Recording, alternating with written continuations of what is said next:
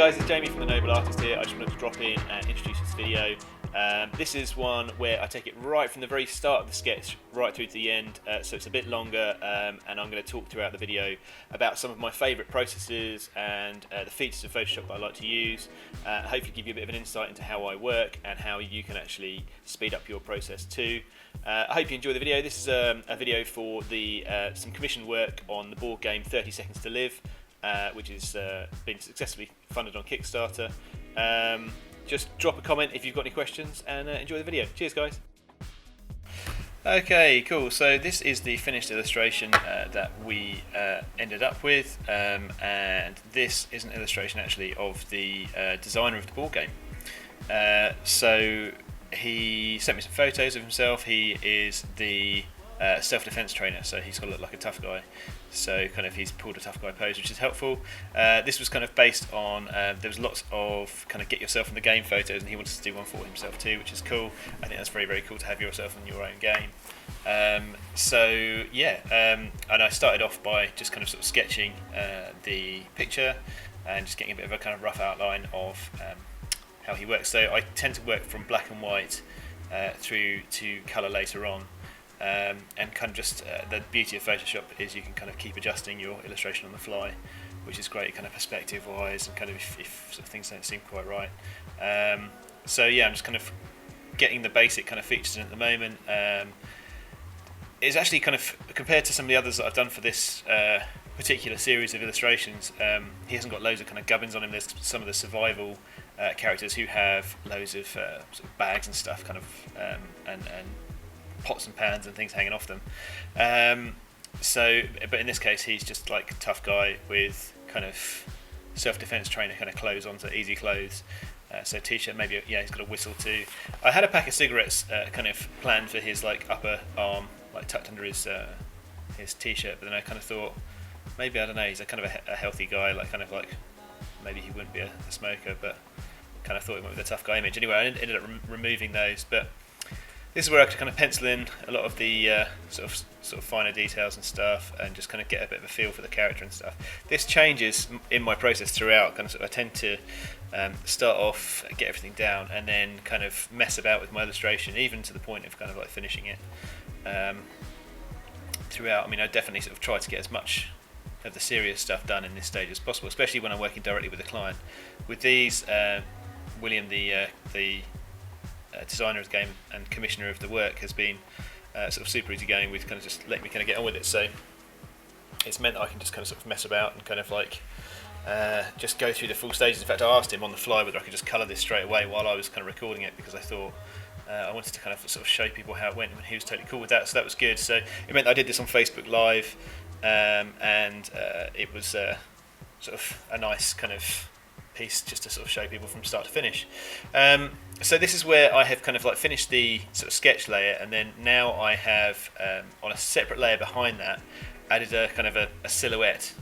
So kind of like it's given me the opportunity to mask the area. So when you create that grey layer that I've made behind the line drawing illustration, you're able to put this kind of grey layer or whatever colour you want behind as your kind of almost like base layer, like almost like a mount for it. And then with that you can then in Photoshop select that particular area and then sort of mask it. So then whenever you kind of use overlays or multiply layers, which are the ones that kind of like change the colours and change the tones even of your illustration without kind of like losing the detail on it, you don't go outside the lines. You're not forever kind of cleaning up and stuff.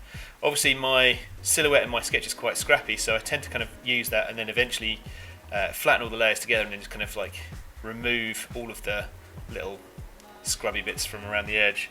But yeah, I'm kind of sticking fairly close to the lighting on the photo, just because it's there, and it's, why not? You know, you've got a direct reference. References are so important to doing illustration, and you know, kind of if you've got one you can directly kind of sort of relate to, then all the better. It just makes life a lot easier.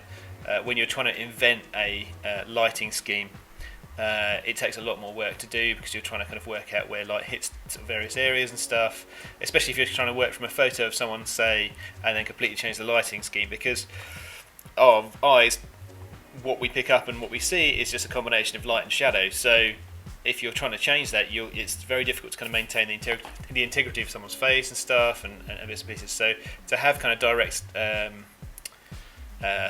light patterns on someone that you can sort of just directly copy from is really, really helpful.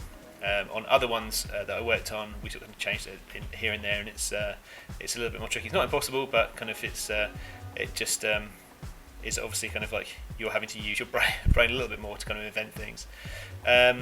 So here I'm just kind of fleshing out the face and stuff. You can start to see it starts to look a little more 3D by kind of adding the shadows and lights and stuff. This, as you'll see in my illustration, will go backwards and forwards like a zillion times, especially when the colour layer comes in as well, because that kind of changes things. Because when you're working in black and white, it's, I'd say, pretty easy to work in because you have these tones and stuff, and that's all we've got to kind of depict. Whereas when you've got colours that you put on top of it, those different colours, shadows and light, the lighter areas will take on the colour of the light that kind of surrounds it, and the darker areas will quite often be a contrasting colour. So you might have kind of a natural light being like a sort of an orangey, yellowy sort of colour, and then because of that, sort of looking into shadows and stuff, they'll appear to be slightly more blue, and it's what kind of people refer to as cold colours and warm colours when you're kind of talking about light and dark sort of shadows. But you kind of try and use those to kind of really show that kind of sort of that depth to features and stuff. But you'll see that as we get into the colour layer later. But yeah, I quite often really enjoy the black and white sort of stage and stuff. I've recently just been commissioned to do some black and white stuff, and it's really fun and feels very, very simple compared. So yeah, this is me kind of like correcting, doing bits and pieces to kind of sort of change his face and stuff. Again, I continue to do this, but this I've just done really simple. Like obviously the whole layer is flattened now because I can just cut the eyes and nose off and then just shove it down, and then I've just painted over the kind of cut line. I'm still not completely happy with how the face looks at this point, so you'll see me go. There you go, that was the mask. You saw the little kind of like dotted line around the edge that I was talking about. So that helps you kind of keep within the lines and stuff, so you're not forever just having to kind of like rub away a mess around and kind of lose your original kind of like sketch silhouette sort of thing that you had put in there in the first place. So yeah, this is where I just kind of noodle with things and stuff, and I can sort of spend kind of a long time doing this kind of over and over. It was nice because I was kind of chatting to some of the people that I had kind of commenting on the illustration at the time and stuff about kind of what was going on. Even William, who's the model for the piece, popped up at one point, which was nice. So yeah, I mean these illustrations for the game are kind of sort of suggestions of the characters. So kind of you'll see at times where I kind of shrink things, make things bigger for the purposes of the illustration. It kind of sort of deviates ever so slightly from photo and stuff. So kind of particularly in costume, but sort of some of the kind of facial maybe expressions and stuff. As I do these, you'll see them kind of change ever so slightly. So just to kind of keep it on theme. But yeah, working from photos is definitely the way forward. It's really, really helpful to be able to do.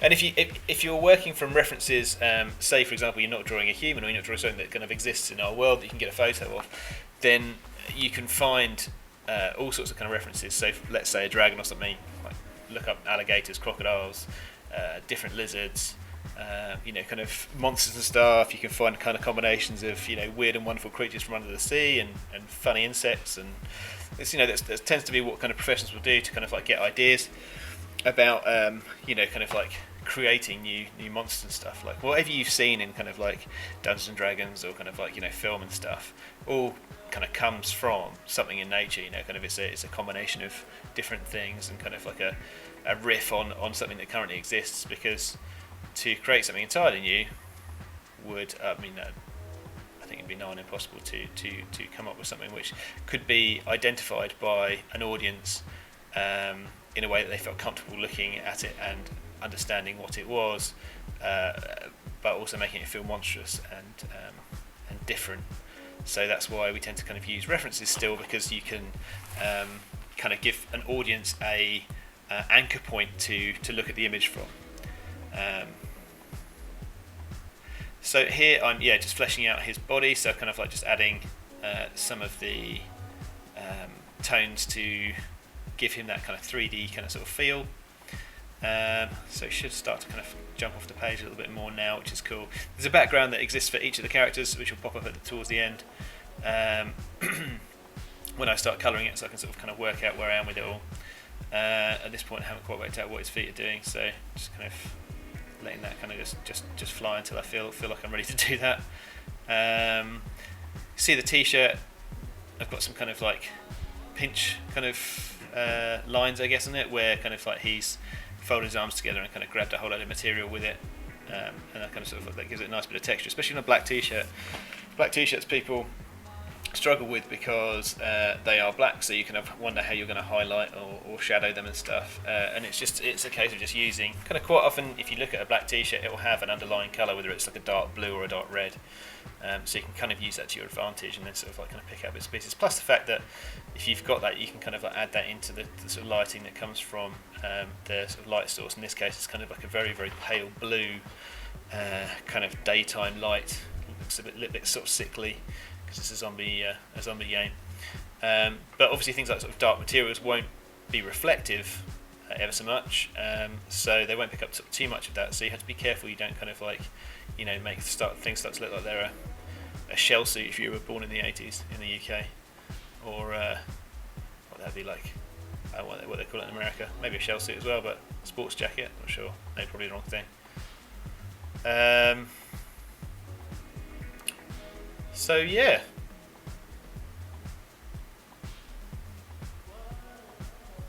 just noodling more with the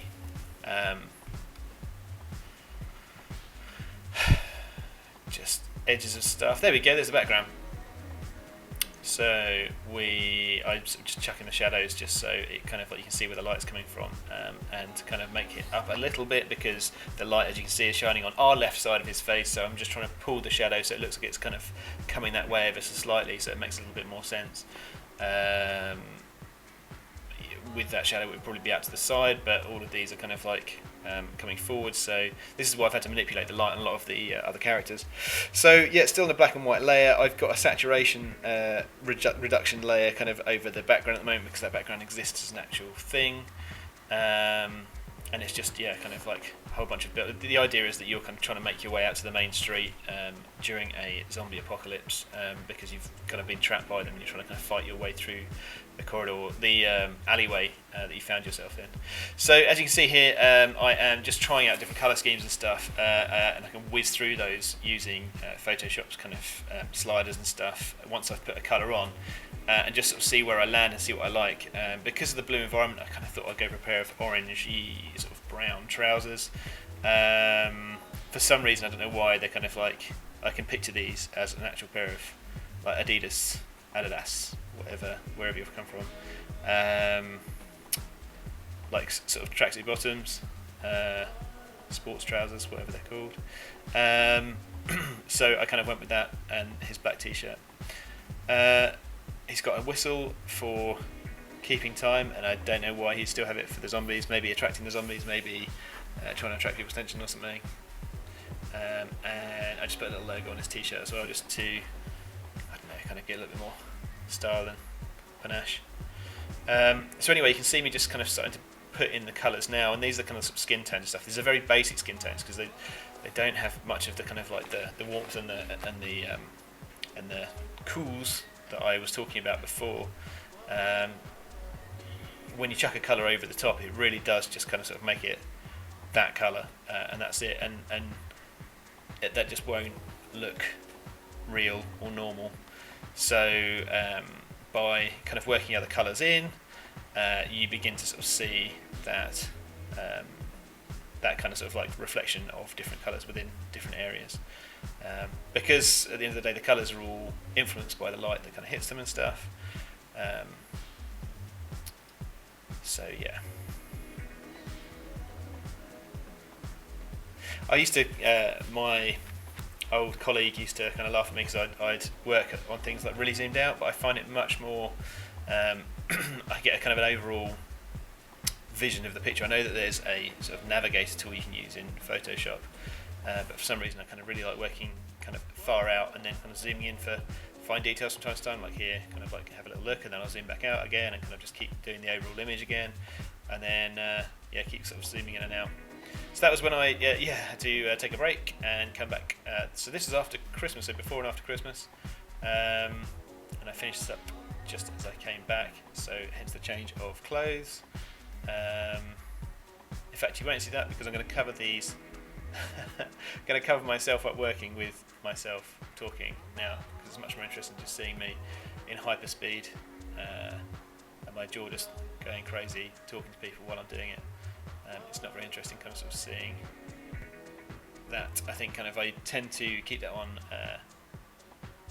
during the live so people can kind of see me and kind of see that I'm actually there talking to them. Anyway, we're back to doing this, so adding some kind of like reds and stuff to kind of like really sort of just add some kind of different skin tones in and stuff.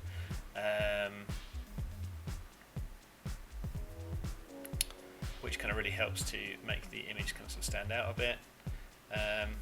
So at this point I guess we're about just over halfway through.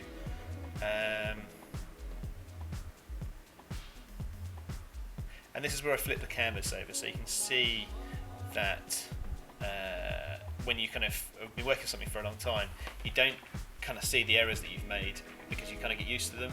So by flipping the canvas over, you're able to see the canvas in a completely different light and actually kind of sort of work out. And there's kind of memes on the internet of kind of like people kind of like drawing and stuff and flipping their canvas, and it just looks like an absolute pile. Yeah, and I would agree with that. It's true. It kind of really highlights kind of like where you've gone wrong and kind of inaccuracies, and also kind of like really bizarre symmetrical kind of differences, or asymmetrical, should I say, differences which kind of like shouldn't exist. Kind of like one eye which is significantly bigger than the other, or kind of like your nose is really crooked, or something like that. So it's kind of that you just for some reason don't notice when you're doing kind of just from one side. So it's really helpful to flip the canvas. I do that kind of like pretty regularly throughout illustrating.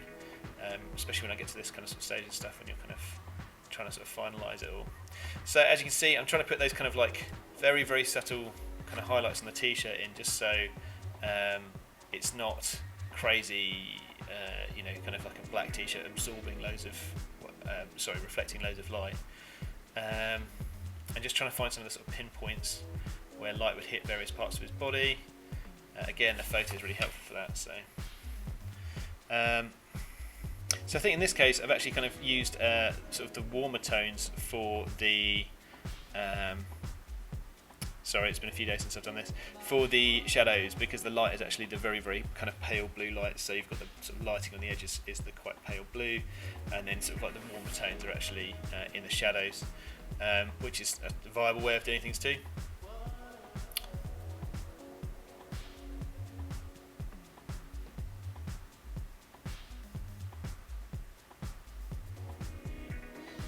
So kind of just adding this kind of chunk of shadow in just here, because if the light is kind of hitting from the left hand side, kind of like left top, should I say, that kind of area is going to be down in the shadows there. And I'll be sort of throwing a few more shadows on top of other areas as well as the illustration progresses.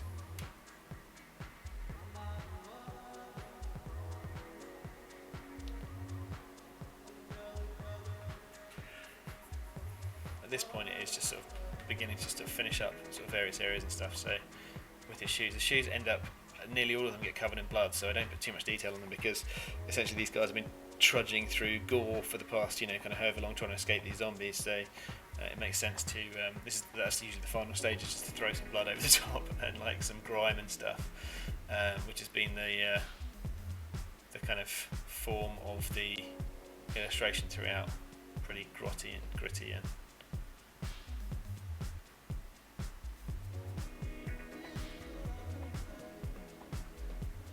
so again, zooming right out, just because sometimes I think that kind of when you can work in details, like this is going to be a playing card size, so less than a playing card, like a third of a playing card I think. It's like the top chunk, maybe a bit more, half a playing card. So it's very small, so kind of to go in and almost like work in too much detail to the face can actually be detrimental, because you're kind of have all these kind of confusing lines and bits and pieces and stuff. You can do yourself into a bit of a difficult position by kind of putting too much kind of sort of in at that level. Plus the fact kind of your client, when you charge for a piece of card art, you are charging for something which is of that size. So kind of you're not going to be putting in the detail you put into a 3 metre by 3 metre painting.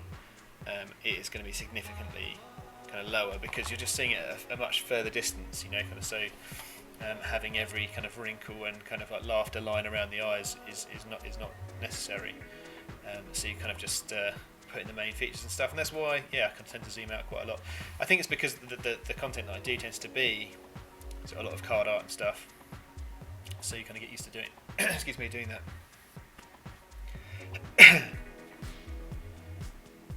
So it's starting to take shape now. And what I was talking about before about kind of like the black t-shirt is that this is obviously a very dark blue that I'm kind of using as the t-shirt sort of colour, rather than just a jet black, because it just gives you a little bit more of an interesting kind of highlighting kind of pattern to be able to use, or kind of colour scheme to use. Colour palette, that's the word I'm looking for.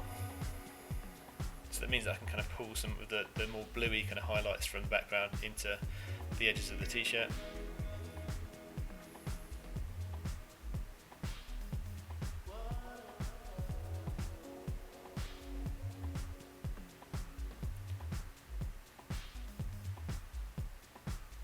So when I go backwards and forwards over and over and over on things, like kind of like pushing lights and darks, picking out areas and stuff. And then right at the end you'll see, just go full on crazy and then sort of like kind of re-manipulate the face because I wasn't happy with kind of elements of it as it ended up.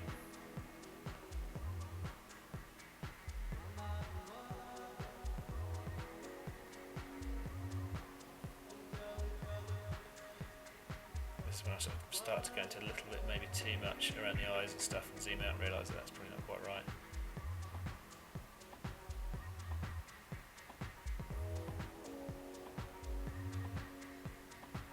You kind of sort of, I remove the picture because sometimes I get distracted, the photo, sometimes I get distracted by kind of like working too closely to it.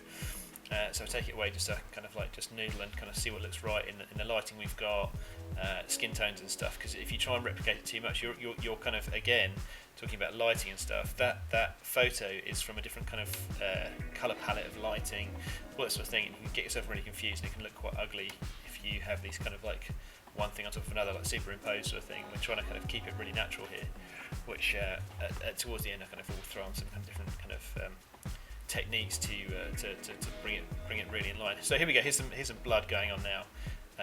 Just like if you imagine he's a self-defense guy, so he's probably had to do some hand fighting with these zombies somehow. So he's probably got a bit of blood spatter as he's pummeled their rotten faces.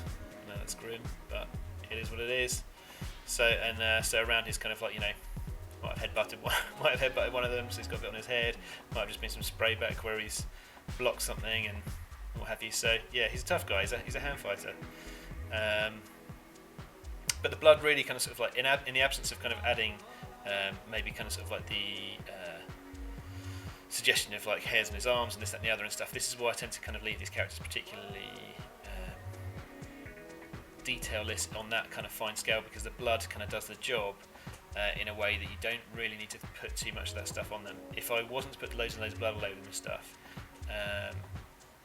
you would be able to see a little bit more of the kind of sort of like elements of sort of natural kind of makeup, the skin and freckles and wrinkles and all that sort of stuff. As you can see, I've zoomed right out here just to kind of make sure that the silhouette, when you look at it on a card, is going to look cool. So he's kind of punchy against that kind of really blown out background. So that's me flicking backwards and forwards from the old one to the new one. And yeah, I think this is when I realised that I wanted to do a little bit of tweaking to the face. So I used the Photoshop Liquify tool, which allows you to kind of really manipulate stuff. So I'm just trying to bring it back in line with the photo kind of pose a little bit. I think that his face is a little bit longer, his sort of beard comes down a bit longer, his eyes are a little bit smaller. So unfortunately you can't see the window because I have on OBS stupidly selected to just focus on the Photoshop window. When you use the Liquify layer, it pops up in a separate window, so that's why you'll just sort of see the face get manipulated really quickly without actually being able to see what I've done, frustratingly. It's one of my favourite tools. There you go, his eyes, I'm now flicking sort of backwards and forwards so you can at least see, but his eyes go much smaller, kind of they start to look a little bit too cartoony and stuff, which kind of happens with bigger eyes. So, and I've pulled his beard down a bit, I've kind of widened his lower lip, and now I'm just adding the kind of sort of final details in. Also, I don't know if you noticed, changed the kind of colour of his eyes, because they were very, very blue, and it just looks unrealistic kind of when you're that far away, when it's kind of that kind of lighting and stuff. Generally, if everything gets a bit darker, you lose the colour of the eyes a bit. So they're kind of a little bit more just relaxed in terms of colour. So yeah, just kind of sort of finishing things up now. I've flipped the canvas again just to make sure that everything's looking kind of good. Got a few little kind of edging highlights around him and stuff. I'm just kind of tidying up some of those little kind of edges that get lost as I kind of illustrate over and over again. And yeah, we're sort of kind of coming towards the kind of final everything done stage. It's just where I kind of keep looking over it and over and over again. But yeah, no, I'm pretty pleased. Boom, one zombie fighting character. Cheers, guys. Hi guys, if you enjoyed this video, please click subscribe and join me for the rest of the videos I make throughout 2021 and beyond. If you've got any questions, hit me up on social media or on email. Give me a shout. Cheers.